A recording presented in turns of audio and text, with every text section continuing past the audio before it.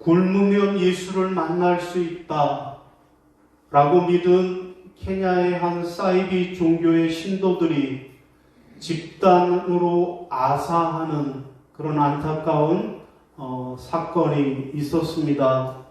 현지 매체에 따르면 경찰이 동부 해안 도시 말린다에 있는 기쁜 소식 국제교회 인근 숲에서 이날까지 모두 시신 65구를 수거했다고 밝혔습니다. 병원 이송하는 과정에서 숨진 8명을 포함하면 지금까지 사망자가 90명이 넘는 것으로 집계가 되었습니다. 여러분, 경찰에 따르면 이 해당 교회 목사인 맥켄지 은탱계는 신도들에게 예수님을 만나기 위해서 굶어 죽으라 라고 권면을 했다라는 것입니다. 자, 이 말을 듣고 신도들은 교회 인근에서 짧게는 일주일, 그리고 길게는 석 달을 굶었다라는 것입니다. 여러분, 이로 인해서 90명이 넘는 사람들이 집단으로 아사하는 그런 사건이 벌어진 것입니다. 여러분, 잘못된 금식, 잘못된 신앙생활이 얼마나 끔찍한 결과를 가져오는가를 우리에게 보여주는 너무나도 안타까운 사건이라고 하겠습니다. 여러분, 오늘 본문 말씀은 무슨 말씀입니까? 오늘 본문 말씀은 하나님이 기뻐하시는 금식에 관한 말씀입니다. 한번 따라하겠습니다. 하나님이 기뻐하시는 금식. 하나님이 기뻐하시는 금식에. 예, 오늘은 하나님이 기뻐하시는 금식이라고 하는 제목으로 함께 말씀을 나누겠습니다. 오늘 우리가 본문을 두 군데를 보았습니다. 하나는 마가복음 6장입니다. 마가복음 6장은 산상수훈입니다. 곧 하나님이 예수님이 산에서 교훈하신 말씀들이 기록되어 있는 산상수훈 중에 특별히 금식에 관한 주님의 말씀입니다. 여러분, 유대인들은 금식을 아주 중요한 신앙 행위로 여겼습니다. 여러분, 유대인은 모세의 율법에 의하면 1년에 한 번씩, 원래는 1년에 한 번씩 금식하도록 율법에 정해져 있었습니다. 곧 유대인의 달력으로 7째 달에 그 첫날에 나팔을 크게 길게 불면, 그러면 이제 그 열흘 후에 대속죄일이 되는데, 그날이 되면 모든 사람들이 자기들의 죄를 고백하면서 금식을 했습니다. 여러분, 그런데 이런 유대인의 전통이 예수님 당시에 오면서 많이 변질이 되었습니다. 자, 유대인들은 일주일에 2번씩 금식을 했습니다. 원래는 1년에 한 번 금식하던 것이 저들의 율법 전통인데, 예수님 당시에는 일주일에 2번씩 금식을 했습니다. 모세가 시내산에 율법을 받으러 올라간 날, 그날이 목요일인데 그날 금식을 하는 거고요. 그리고 이제 율법을 받고 내려온 날, 그날이 월요일인데 월요일에도 금식을 했습니다. 일주일에 목요일 날 하루, 또 월요일 날 하루, 이렇게 일주일에 2번을 금식을 했습니다. 그게 끝이 아니고 사람이 죽으면 또 금식을 했어요. 여러분, 이런 식으로 하다 보니까 1년에 100번이 넘는 금식, 곧 사흘에 한 번꼴로 금식을 하게 되었다라는 것입니다. 여러분, 그런가 하면 이사야 58장, 오늘 우리의 본문 말씀에 보면 종교적인 외식에 빠져서 경건한 척 금식을 하는 유대인들의 종교 행위에 대해서 책망하는 말씀입니다. 여러분, 페르시아의 고레스 왕이 바벨론 나라를 멸망시키고 유대 사람들을 그 포로에서 해방하고 유대 땅으로 돌려보냈습니다. 자, 유대에 돌아온 백성들은 성전을 지으려고 했습니다. 그러나 성전의 기초만 세워놓고 그리고 성전 건축이 진척이 되지 않았습니다. 거기에다가 예배드리는 일에도 저들이 등한시했습니다. 자, 당시 상황은 포로에 끌려갔다가 다시 귀환한 사람들이 있고 끌려가지 않고 그 땅에 계속해서 살고 있던 사람들이 이제 함께 살게 되었습니다. 자, 저들이 서로 관계를 잘 정립해야만 했습니다. 왜냐하면 저들이 70년이 넘게 떨어져 살았다가 다시 모였기 때문에 서로의 의견도 맞지 않았고 종교적인 형식도 달랐고 빈부귀천 격차가 크게 벌어져 있었기 때문입니다. 자, 이에 이사야 선지자는 말씀합니다. 우리 하나님이 기뻐하시는 금식은 외식적인 그런 금식 행위가 아니라 이웃 사랑을 실천하는 것이 아니냐라고 책망하는 말씀이 오늘 이사야 본문의 내용입니다. 여러분, 오늘 이렇게 우리는 마태복음 6장과 이사야 58장 두 곳의 말씀을 통해서 과연 우리 하나님이 기뻐하시는 금식, 우리 하나님이 기뻐하시는 신앙생활은 어떤 것인지 함께 은혜를 나누겠습니다. 여러분, 첫 번째로 하나님이 기뻐하시는 신앙생활은 어떤 것일까요? 첫째는 외식이 아니라 은밀한 신앙입니다. 따라 하시겠습니다. 외식이 아니라 은밀한 신앙입니다. 자, 우리 16절 시작. 금식할 때 너희는 외식하는 자들과 같이 슬픈 기색을 보이지 말라. 그들은 금식하는 것을 사람에게 보이려고 얼굴을 흉하게 하느니라. 내가 진실로 너희에게 이르노니 그들은 자기 상을 이미 받았느니라. 아멘. 여러분, 무슨 말씀입니까?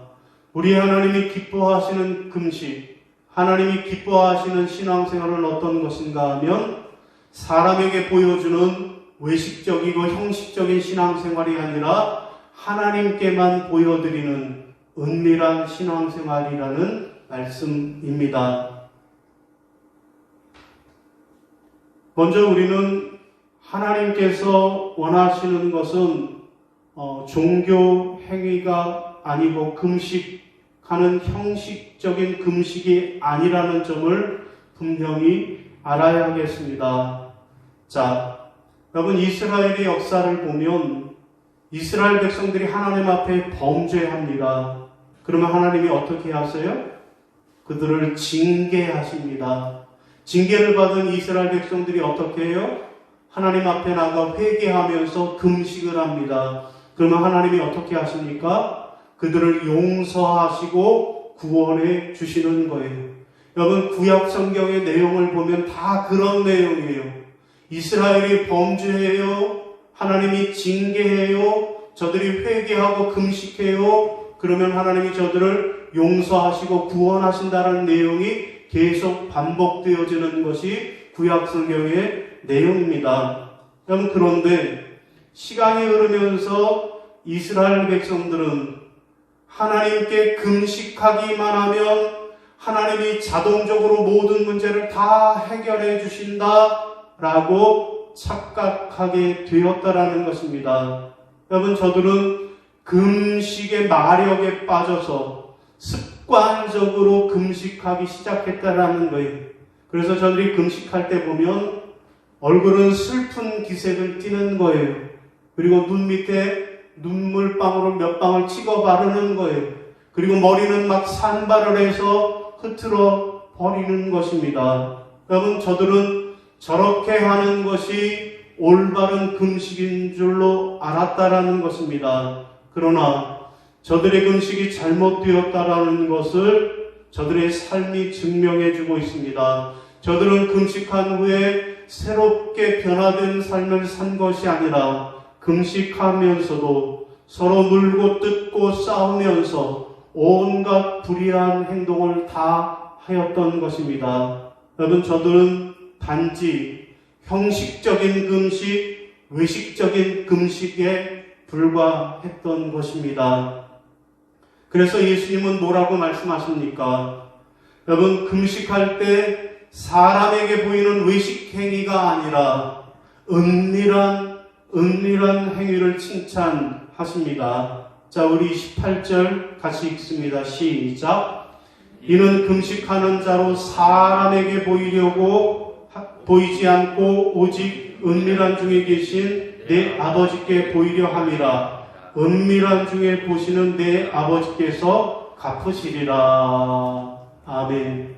주님이 말씀하십니다. 사람들에게 보여주려고 하는 형식적인 금식, 그거 하나님이 기뻐하시지 않고 하나님은 오직 은밀하게 하나님 앞에만 보여드리는 진실한 금식을 원하신다라는 것입니다. 여러분, 금식이 무엇입니까?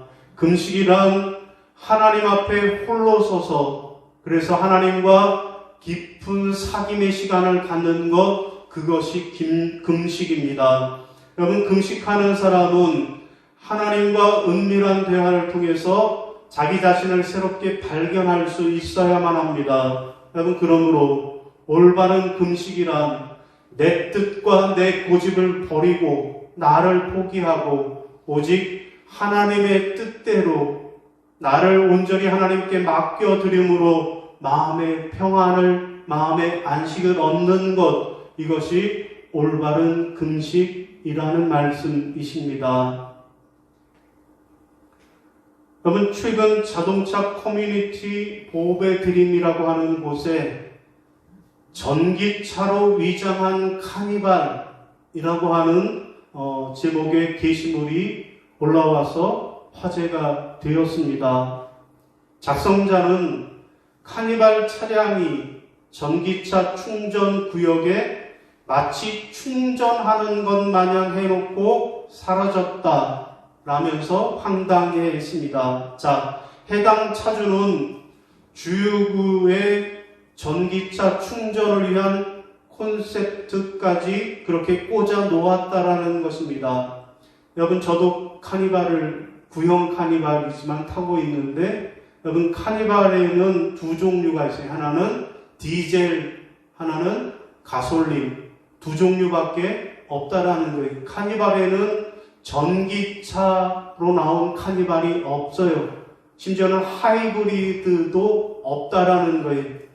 그런데도 이 차주는 전기차 전용 충전 공간에 주차를 한 뒤에 행여라도 단속이 있을까봐 그 단속을 피하려고 마치 전기차가 충전하는 것처럼 그렇게 주유구에다가 전기 충전구를 꼽아 놓았다라는 것입니다. 자, 이 사진을 본 한 누리꾼은 전기 충전기까지 꼽아두는 치밀함이 보인다라고 허탈해 했다라는 것입니다. 여러분, 겉으로만 보면 전기차인 줄 알고 전기차가 충전하는 것으로 그렇게 보이게 했다라는 것입니다.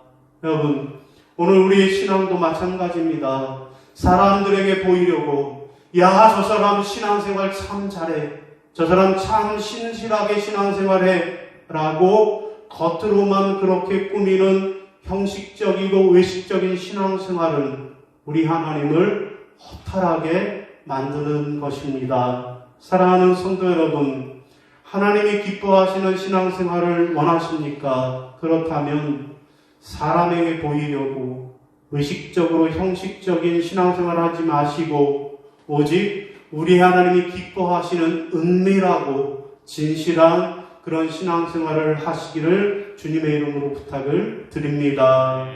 자, 두 번째, 하나님이 기뻐하시는 신앙생활은 또 무엇일까요? 두 번째로는 이웃사랑을 실천해야만 하겠습니다. 따라하겠습니다. 이웃사랑의 실천입니다. 이웃사랑의 실천입니다. 자, 우리 이사야 58장 6절 시작. 내가 기뻐하는 금식은 흉악의 결박을 풀어주며 멍에의 줄을 끌어주며 압제 당하는 자를 자유하게 하며 모든 멍에를 꺾는 것이 아니겠느냐. 아멘. 여러분, 무슨 말씀입니까?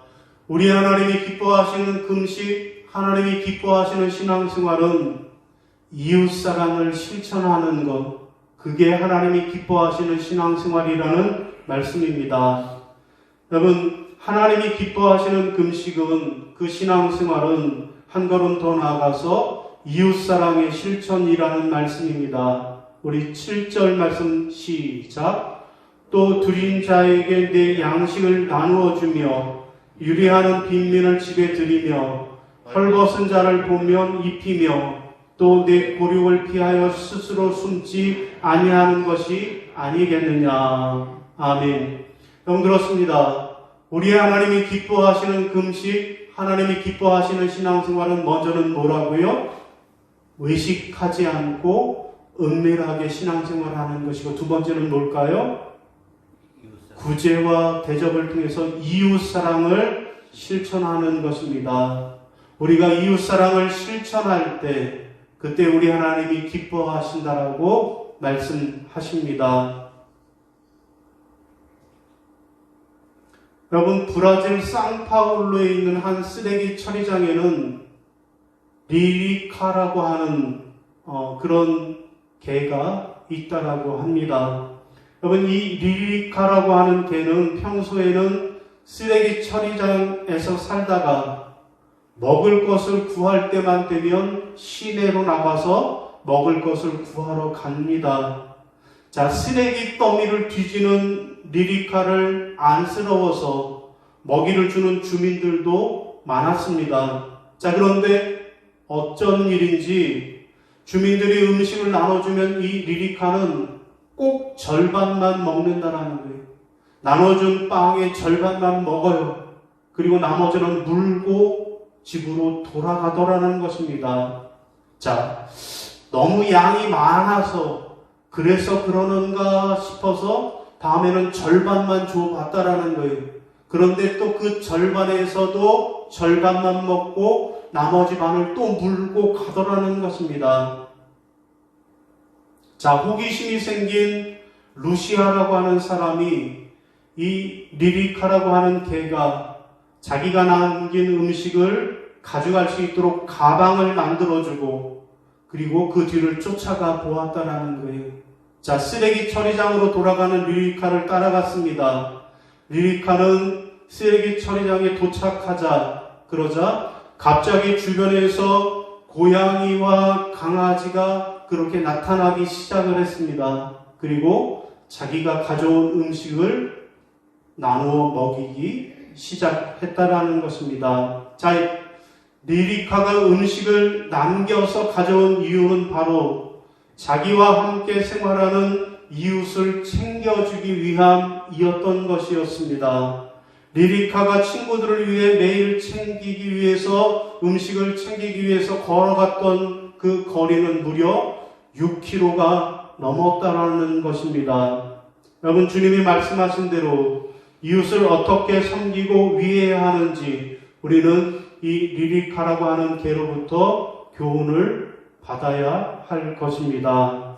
여러분, 하나님이 기뻐하시는 금식은 나 혼자 잘 먹고 잘 사는 것이 아니라 가난한 이웃에게 하나님의 사랑을 실천하는 것임을 분명히 기억하시기를 바랍니다. 충북 충주의 한 택시기사가 생명을 구한 사연이 뒤늦게 화제가 되고 있습니다. 자, 지난달 26일 새벽이었습니다. 한 승객이 택시를 탔습니다. 기사가 어디까지 가십니까? 물었더니 강가 아무데나 데려가 주세요 라고 대답을 했다라는 거예요. 왜 강가로 가시려고 합니까? 그냥 기분이 꿀꿀하고 기분이 좋지 않아서 강바람 쐬면서 산책을 좀 하려고 합니다 라고 얼버무리더라는 것입니다. 자, 남한강 다리에 도착한 후에 혹시라도 나쁜 생각하시는 건 아닙니까? 했더니 나 무서워서 그런 거 못해요 라고 내려주었다라는 것입니다. 자, 승객을 내려주고 택시를 몰고 가다가 계속 불안한 생각이 들었다라는 거예요. 그래서 핸들을 꺾어서 다시 그 내려준 다리로 가면서 경찰에게 신고를 했다라는 거예요. 이러이러한 사람이 있으니 출동해 달라고. 그랬더니 그 사람이 난간을 붙잡고 뛰어내리려고 하고 있었다라는 거예요. 그래서 그 사람을 붙잡고 선생님 왜 이러시냐고, 선생님 좀 힘을 내시자고 위로를 했다라는 거예요. 얼마 안 가서 경찰이 도착하고 경찰과 함께 그 생명을 구할 수 있었다라는 이야기입니다. 자, 기사는 언론과의 인터뷰에서 사람이 살면서 시간도 중요하고 돈도 중요하지만 사람이 먼저라고 생명이 우선이라고 그렇게 인터뷰를 했다라는 것입니다. 그럼 그렇습니다. 이웃사랑 중에서 최고의 이웃사랑은 무엇일까요? 여러분, 이웃사랑 중에서 최고의 이웃사랑은 생명을 구하는 것입니다. 곧 영혼을 구원하는 것이 가장 귀한 이웃사랑의 실천입니다. 여러분, 그래서 이번에 우리 교회는 5월달 가정의 달을 맞아서 온 가족 초청 주일을 준비했습니다. 5월달 마지막 주일 28일이네요. 5월 28일 마지막 주일을 우리가 온 가족 초청 주일로 지키려고 합니다. 여러분, 5월 마지막 주일에 있을 온 가족 초청 주일을 위해서 여러분 기도해 주시고, 그리고 여러분의 가정에 믿지 않는 가족 또 귀한 이웃의 친구들 다 초청하셔서 함께 하나님 전에 나와 예배하실 수 있기를 부탁을 드립니다. 그러면 우리가 하나님 사랑과 이웃 사랑을 실천할 때 하나님은 우리에게 어떤 복을 주십니까? 9절에 뭐라고 말씀합니까? 나 여호와가 응답하겠고, 두 번째 뭡니까? 10절에 너는 물된 동산, 물이 끊어지지 않는 샘과 같겠다라고 말씀하십니다. 그렇습니다. 우리가 하나님을 신실하게 잘 믿고 그리고 이웃사랑을 실천하면 하나님은 우리가 기도하는 것마다 응답해 주시고 우리의 삶을 물된 동산 같고 샘이 끊이지 않는 그런 샘처럼 축복해 주시는 줄로 믿으시기를 바랍니다.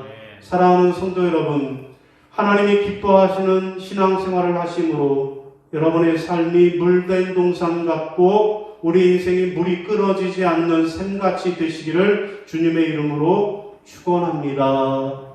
자, 오늘 말씀을 정리하겠습니다. 오늘 말씀은 마태복음의 주님의 산상수훈과 그리고 이사야 58장 이사야 선지자의 말씀을 통해서 하나님이 우리에게 주시는 교훈은 무엇입니까? 하나님이 기뻐하시는 금식, 하나님이 기뻐하시는 신앙생활을 하라라는 말씀입니다. 그러면 하나님이 기뻐하시는 신앙생활은 어떤 것입니까? 첫째는 뭡니까? 의식하지 말고 은밀한 신앙생활을 하라고 말씀하십니다. 두 번째는 뭡니까?